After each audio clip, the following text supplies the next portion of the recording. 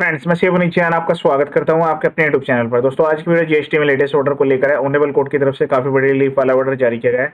Appeal के case के regarding यहाँ पर ये ऑर्डर है। लेटेस्ट 9 मार्च 2026 का ऑर्डर है। ऑनरेबल मद्रास हाई कोर्ट के द्वारा जारी किया गया है। अगर आपको इसकी पीडीएफ कॉपी की रिक्वायरमेंट है तो आप ऑनरेबल कोर्ट की वेबसाइट पर जाकर डायरेक्ट डाउनलोड कर सकते हैं। यहाँ पर एसएससी ने ऑनरेबल कोर्ट के पेपर जेन्युइन हार्डशिप को लेकर रिक्वेस्ट सबमिट किया है और यहाँ पर इनको ये जो रेट पिटीशन है अलाउ भी की गई। पूरा एंड तक देखिएगा, वीडियो काफी शॉर्ट में रहने वाला है। आप भी इसका बेनिफिट ले सकते हैं। सिमिलर स्टेट में एज इट इज एप्लीकेबल रहने वाला है। बाकी अदर स्टेट में भी आपको चेक करना होगा आपके ऑनरेबल जुडिशनल हाई कोर्ट ने इसके रिगार्डिंग क्या व्यू प्रोवाइड किया है। इसके अलावा मैंने अपने यूट्यूब चैनल पर काफी सारे वीडियोज अपलोड किए हुए हैं। इनकम टैक्स, जीएसटी के बेसिक फाइलिंग, रजिस्ट्रेशन, उसके अलावा हर टाइप के नोटिस के रिप्लाई और अगर ऑर्डर जारी हो गए तो अपील कैसे फाइल करनी है, सबके ड्राफ्ट फॉर्मेट्स भी वीडियो के डिस्क्रिप्शन में अवेलेबल है। आप उनको अपने अकॉर्डिंग डाउनलोड करके मॉडिफाई कर सकते हैं। चैनल का पर्पज फुल एजुकेशनल है। वीडियोज को शेयर जरूर कीजिएगा। यहाँ पर ध्यान से देखिएगा, जो एसएससी है यहाँ पर उन्होंने जीएसटी के रिगार्डिंग अपील फाइल की, जो कि उनकी टाइम बार्ड अपील थी, तो इसलिए उनको जो है रिजेक्ट कर दिया गया। अब एसएससी ने जो है यहाँ पर रिक्वेस्ट सबमिट किया है। जो ऑर्डर है वो भी ओरिजिनल जो है एक्सपायर से ऑर्डर जारी किया गया था। तो यहाँ पर एसएससी ने ऑनरेबल कोर्ट के पेपर रिक्वेस्ट की है कि जो डिपार्टमेंट के द्वारा ये ऑर्डर जारी किया गया उसको कोर्स किया जाए, क्योंकि इलीगल है, ग्रॉस वायलेशन है प्रिंसिपल ऑफ नेचुरल जस्टिस का। और यहाँ पर जो डिपार्टमेंट है उनको डायरेक्शन दी जानी चाहिए ताकि वो अपील को सही तरीके से एंटरटेन करे, क्योंकि इन्होंने कंडोनेशन ऑफ डिले के रिगार्डिंग सबमिट की थी। ऑनरेबल कोर्ट में deemed fit and proper in circumstances of the case and render the justice. Case को पूरा ध्यान से समझिएगा। अगर आपके भी सिमिलर फैक्ट्स हैं तो आप इसका बेनिफिट ले पाएंगे। एक ऑर्डर है यहाँ पर जो है 6 नवंबर 2024 को जारी किया गया था। Impugned order dated of 6 November 2024 was passed by the appellate authority. Appellate authority ने ऑर्डर जारी किया जिसमें इनकी जो अपील है वो रिजेक्ट कर दी गई, as it was beyond the condonable period. जो कंडोनेबल का एक पीरियड होता है 30 डेज का। तो आप ध्यान रखें, जब भी कोई आपको रेमेडीज अवेल करनी हो तो टाइम लिमिट के अंदर करें। एसएससी ने यहाँ पर क्या मिस्टेक की, उन्होंने टाइम लिमिट के अंदर अपील फाइल नहीं की, और जो कंडोनेबल का टाइम होता है ये 90 डेज तो आपको अपील के लिए मिलते हैं, उसके अलावा 30 डेज एक्स्ट्रा मिलते हैं, उसके अंडर में भी ये फाइल नहीं हुई। However the learned counsel for the petitioner would pray that in spite of the prayer made in the writ petition, this court shall suitably mold the relief and grant the same to the petitioner.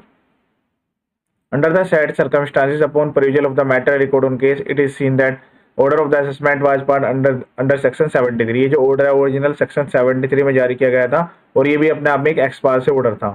Land counsel for the petitioner submits that by the default of the part time accountant. अब इन्होंने यहाँ पर जो जिम्मेदारी है पूरी की पूरी वो यहाँ पर एक पर्सन के ऊपर जो है ट्रांसफर कर दी। उन्होंने कहा कि ये जो डिफॉल्ट है उनका नहीं है, किसी और का डिफॉल्ट है, जो कि यहाँ पर रिप्लाई में एंगेज थे। इन्होंने सोकोज नोटिस का रिप्लाई टाइमली दिया जाना चाहिए था और अपील भी फाइल होनी चाहिए थी, लेकिन उन्होंने वहाँ पर जो है अपने पार्ट पर मिस्टेक कर दी। It is seen that the petitioner has also deposit 10% of disputed, क्योंकि अपील फाइल करने के लिए 10% जमा करना प्री डिपॉजिट मैंडेटरी है, तो वो इन्होंने जमा कर दिया है। The learned additional government pleader appearing for the respondent would submit that there if the delay is beyond the condonable period. तो जो इनके पास पावर है, जो अपीलेट अथॉरिटी है, उनके पास कोई अदर ऑप्शन नहीं है कि वो जो अपील है उसको डिसमिस करे, ठीक है ना। It was for the petitioner to have avail the opportunity. I have consider the rival commission submissions. Honourable court ने दोनों तरफ के जो लैंड काउंसिल है उनके सबमिशन को कंसिडर करने के बाद यहाँ पर फाइनल डिसीजन दिया है। Upon considering the rival submissions made and the nature of the assessment for the reason mentioned in the assessment order that there is a mismatch between R1 and 3B। GSTR 1 और 3B के proper case जो है वो यहाँ पर demand थी, expire से order था, अपील भी इन्होंने डिले फाइल की और अपील को रिजेक्ट कर दिया गया था। ये ऐसा केस है जहाँ पर काफी सारे एसएससी के साथ सिमिलर केस यहाँ पर रिपीट हो रहे हैं। And the reason that appealed by the petitioner, I am of the view that the opportunity can be granted. तो ऑनरेबल कोर्ट ने यहाँ पर एसएससी के फेवर में व्यू दिया है। In view thereof the writ petition is allowed. Writ petition को यहाँ पर अलाउ किया गया है। Petitioner is direct to deposit 50% of disputed tax.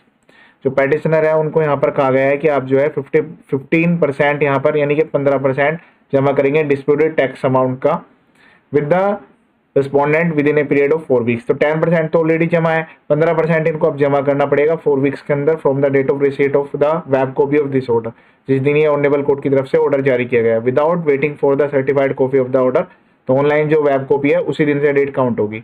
On such deposit the impugned order जो कि 6/11/2024 का है उसमें यहाँ पर सेट असाइड किया गया है। And the matter is remand back to the file to the respondent. जो यहाँ पर रेस्पोंडेंट है वो है अपीलेट अथॉरिटी, तो उनको यहाँ पर मैटर को रेमिट बैक किया गया है।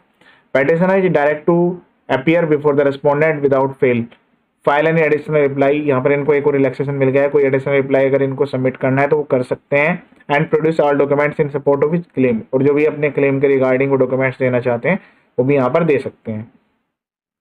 Upon receipt of the same respondent is direct to reconsider the issue.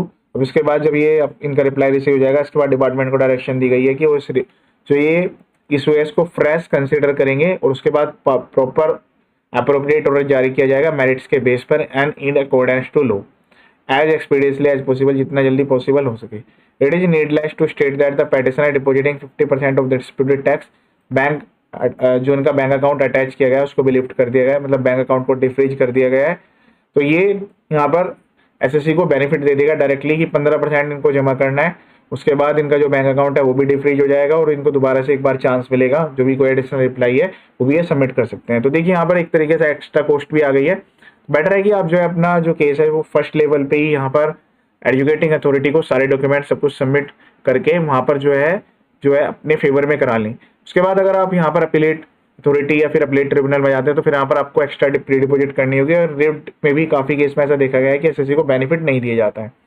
तो आप जो है सही टाइम पे सही तरीके से रेबिलिटी को अवेल करें, अपने ईमेल आईडी मोबाइल नंबर को अपडेट रखें। यहाँ पर तो एसएससी को बेनिफिट मिल गया है, टाइम बार्ड अपील थी, उसके अलावा एक्सपायर से ऑर्डर भी था, यानी कि पार्टिसिपेट इन्होंने किया नहीं था, लेकिन जरूरी नहीं कि हर केस में आपको बेनिफिट मिले। ये था लेटेस्ट ऑर्डर। इसके अलावा मेरे यूट्यूब चैनल पर बाकी अदर वीडियो भी आप एक बार देख सकते हैं। चैनल का पर्पज फुल एजुकेशनल है। ये वीडियो देखने के लिए थैंक यू।